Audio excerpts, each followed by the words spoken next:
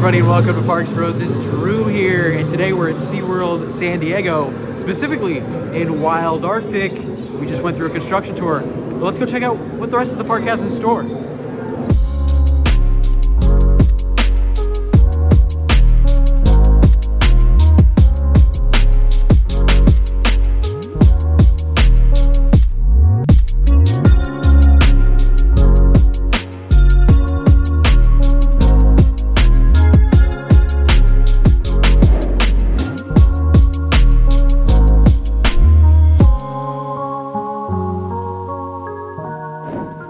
After taking that amazing construction tour, especially a thanks to SeaWorld San Diego for having us out, they did mention a couple times theming, and they're going to be incorporating a lot of this base station Wild Arctic theming into the ride itself, of course, because this will be the exit for the ride. But it'll be really cool to finish riding that coaster and then head out and look at some belugas, walruses.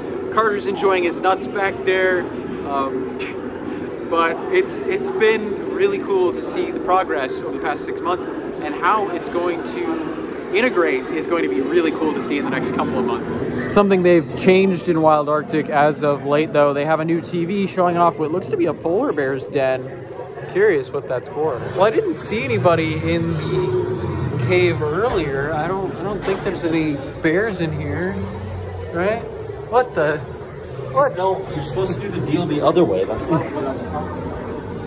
What the? Wild mostly coasters?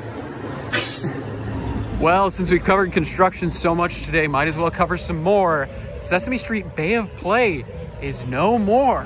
You can see this big gem structure is completely walled off, as well as the rest of Bay of Play. We saw some construction going on the ship earlier today when we first got to the park.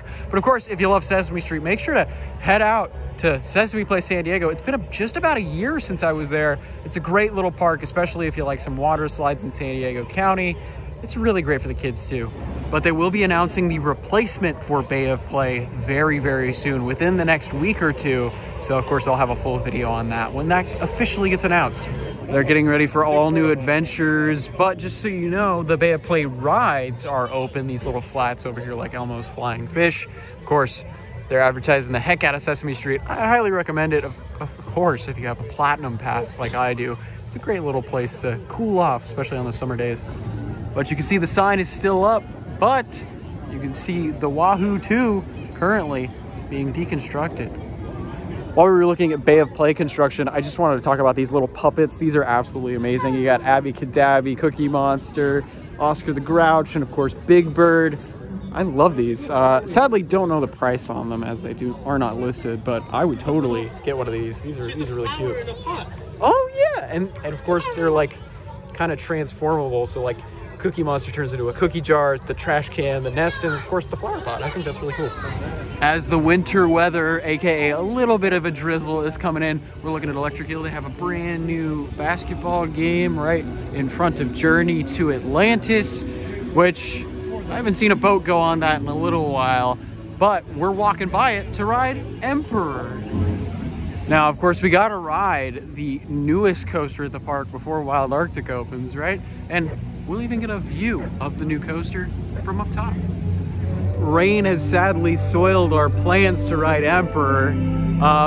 We're gonna go try and find some more solid cover. We've been kind of hanging out by the lockers for a little while. Might grab some food, maybe get a drink or two. But yeah, hopefully the rain lets up in about an hour, which it's supposed to, and then we can get on some coasters. Well, next stop is Explorers Cafe for some cover and maybe some grub and a couple drinks. After holding out in the cafe for a little while, we came over to Manta, saw it doing some runs, but they may have just talked about the ride going down, so we'll just have to wait and see if a run comes by. Just an update for Manta: if you're doing a locker, if you have a bag, you need a locker.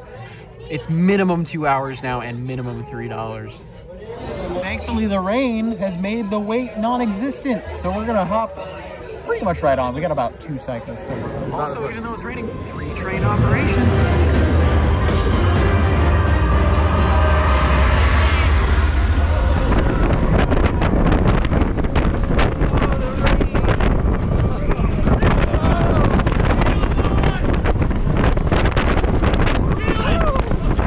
Feel the rain. I'm feeling your eyes.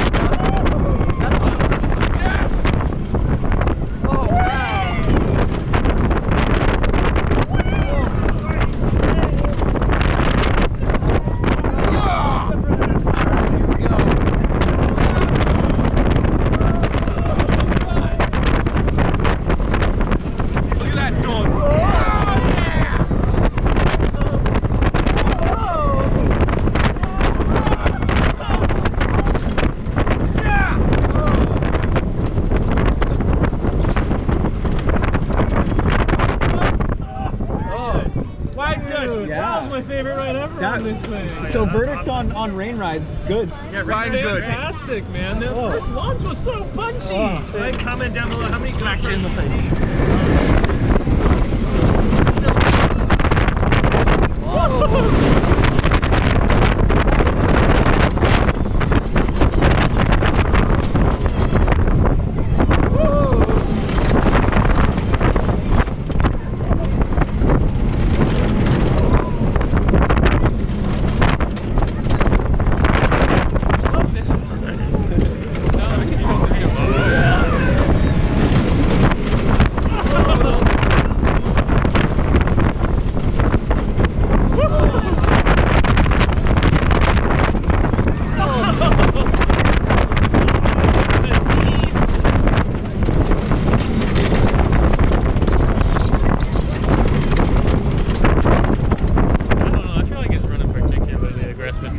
I think the rain is just making it fast. Well, I'm not used to riding with such a full train too. I come on emptier days. Oh yeah? Yeah. I don't know, that helix towards the end, I was feeling the positives, man. Well, apparently according to my watch, it was 3.6 positive G's sustained. Sustained, that's pretty a lot.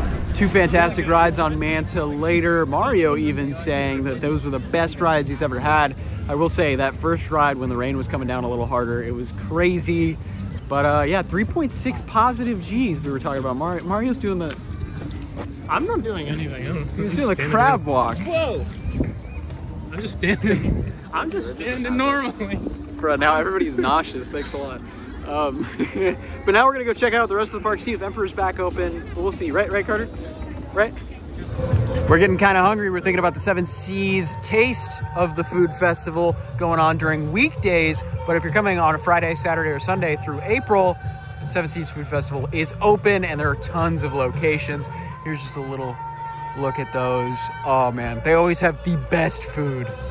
They even have a little bar over here and a full stage and plenty of different photo ops. Well, now we're crossing our fingers that Emperor opens up soon. Electric Eel is currently running, and I gotta say, I have a theory. I might be incorrect on this, but I think it's because the lack of a roof or station covering on Emperor that it's not running currently.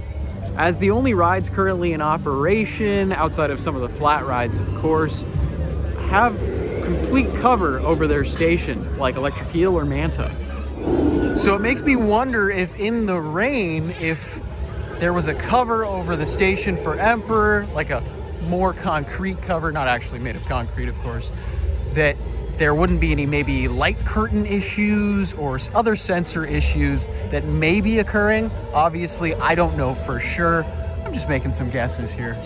But I do know as soon as it started raining, Emperor went down right as we walked over. And it hasn't reopened since, but the rain has just stopped as of about 5 minutes ago.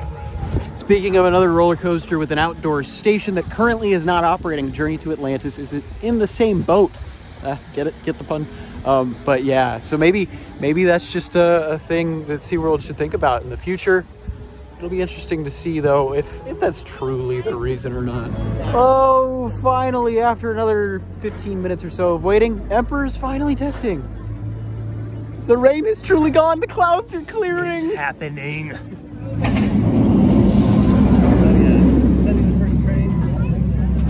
Alrighty, here we go. You ready, Zach?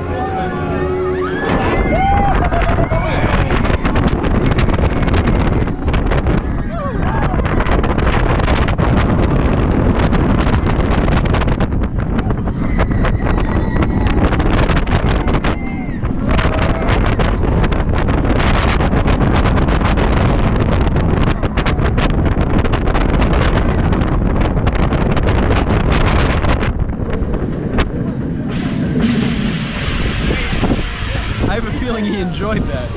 That was great. Actually running pretty quick today, even though it was down for so long.